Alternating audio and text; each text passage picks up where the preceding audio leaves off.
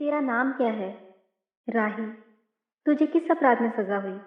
चोरी की थी सरकार। चोरी? क्या चुराया था?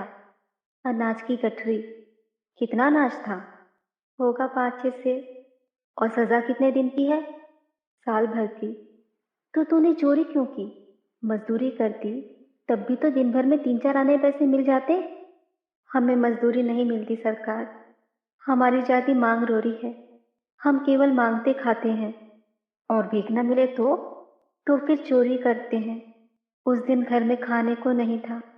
बच्चे भूख से तड़प रहे थे। बाजार में बहुत देर तक मांगा। बोझा ढोने के लिए टोकरा लेकर भी बैठी रही, पर कुछ न मिला। सामने किसी का बच्चा रो रहा था। उसे देखकर मुझे अपने भूखे बच्चों की याद आ गई। वहीं पर किसी की अनाज की गठरी रखी हुई थी। उसे लेकर भागी ही थी कि पुलिस वाले ने पकड़ लिया। अनीता ने एक ठंडी सांस ली। बोली, फिर तूने कहा नहीं कि बच्चे भूखे थे इसलिए चोरी की? संभव है इस बात से मजिस्ट्रेट कम सजा देता। हम गरीबों की कोई नहीं सुनता सरकार। बच्चे आए थे कचहरी में।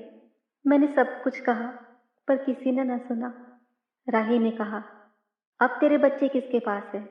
उनका बाप है? अनीता ने पूछा। राही की आंखों में आंसू आ गए। वह बोली, उनका बाप मर गया सरकार। जेल में उसे मारा था और वहीं अस्पताल में वह मर गया। अब बच्चों का कोई नहीं है। तो तेरे बच्चों का बाप भी जेल में ही मरा? वह क्यों जेल आया था? अनीता ने प्रश्न किया। उसे तो बिना कसूर के ही पकड़ लिया था सरकार। राही ने कहा, ताड़ी पीने को गया था।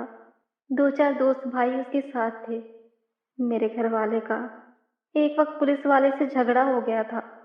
उसी का बदला उससे लिया। 109 में उसका चालान करके साल भर की सजा दिला दी। वहीं वह मर गया। अनीता ने एक दीर्घ निश्वास के साथ कहा, अच्छा जा, अपना काम कर। राही चली गई। अनीता सत्याग्रह करके जेल आई थी। पहले उसे बी क्लास दिया गया था। फिर उसके घर वालों ने लिखा पढ़ी करके उसे ए क्लास दिलवा दिया। अनीता के सामने आज एक प्रश्न था। वह सोच रही थी कि देश की दरिद्रता और इन निरीह गरीबों के कष्टों को दूर करने का कोई उपाय नहीं है। हम सभी परमात्मा की संतान हैं, एक ही देश के निवासी। कम से कम हम सबको खाने पहनने का समान अधिकार तो है ही। फिर यह क्या बात है कि कुछ लोग तो बहुत आराम से रहते हैं और कुछ लोग पेट के अन्न के लिए चोरी करते हैं। उसके बाद विचारक की अदूरदर्शिता के कारण या सरकारी वकील के चातुर्यपूर्ण जिरह के कारण छोटे छोटे बच्चों की माताएं जेल भेज दी जाती हैं। उनके बच्चे भूखों मरने के लिए छोड़ दिए जाते हैं। एक और तो यह कैदी हैं जो जेल आकर सचमुच जेल जीवन के कष्ट उठाती हैं, और दूसरी ओर है हम लोग जो अपनी देशभक्ति और त्याग का ढिंढोरा पीटते हुए जेल आते हैं। हमें आमतौर से दूसरे कैदियों के मुकाबले अच्छा बर्ताव मिलता है, फिर भी हमें संतोष नहीं होता। हम जेल आकर ए और बी क्लास के लिए झगड़ते हैं। जेल आकर ही हम कौन सा बड़ा त्याग कर देते हैं? जेल में हमें कौन सा कष्ट रहता है सिवाय इसके कि हमारे माथे पर नेतृत्व की सील लग जाती है। हम बड़े अभिमान से कहते हैं, यह हमारी चौथी जेल यात्रा है, यह हमारी 5वीं जेल यात्रा है, और अपनी जेल यात्रा के किस्से बार बार सुना सुना कर आत्मगौरव का अनुभव करते हैं। तात्पर्य यह है कि हम जितने बार जेल जा चुके होते हैं, उतनी ही सीढ़ी हम देशभक्ति और त्याग से दूसरों से ऊपर उठ जाते हैं। और इसके बल पर जेल से छूटने के बाद कांग्रेस को राज की सत्ता मिलते ही हम मिनिस्टर, स्थानीय संस्थाओं में मेंबर और क्या क्या हो जाते हैं। अनीता सोच रही थी, कल तक जो खद्दर भी न पहनते थे, बात बात पर कांग्रेस का मजाक उड़ाते थे, कांग्रेस के हाथों में थोड़ी शक्ति आते ही वे कांग्रेस भक्त बन गए, खद्दर पहनने लगे, यहां तक कि जेल में भी दिखाई पड़ने लगे। वास्तव में यह देशभक्ति है या सत्ता भक्ति? अनीता के विचारों का तांता लगा हुआ था। वह दार्शनिक हो रही थी। उसे अनुभव हुआ जैसे कोई भीतर ही भीतर उसे काट रहा हो। अनीता की विचारावली अनीता को ही खाए जा रही थी। उसे बार बार यह लग रहा था कि उसकी देशभक्ति सच्ची देशभक्ति नहीं, वरन मजाक है।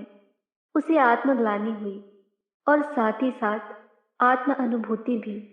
अनीता की आत्मा बोल उठी, वास्तव में सच्ची भक्ति तो इन गरीबों के कष्ट निवारण में है।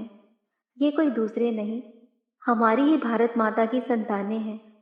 इन हजारों लाखों भूखे नंगे भाई बहनों की यदि हम कुछ भी सेवा कर सके, थोड़ा भी कष्ट निवारण कर सके, तो सचमुच हमने अपने देश की कुछ सेवा की।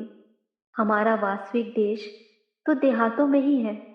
किसानों की दुर्दशा से हम सभी थोड़े बहुत परिचित हैं, पर इन गरीबों के पास न घर है न द्वार। अशिक्षा और अज्ञान का इतना गहरा पर्दा इनकी आंखों पर है कि होश संभालते ही माता पुत्री को और सास बहू को चोरी की शिक्षा देती है। और उनका यह विश्वास है कि चोरी करना और भीख मांगना ही उनका काम है। इससे अच्छा जीवन बिताने की वह कल्पना ही नहीं कर सकते। आज यहाँ डेरा डाल के रहे तो कल दूसरी जगह चोरी की, बचे तो बचे, नहीं तो फिर साल 2 साल के लिए जेल। क्या मानव जीवन का यही लक्ष्य है? लक्ष्य है भी अथवा नहीं?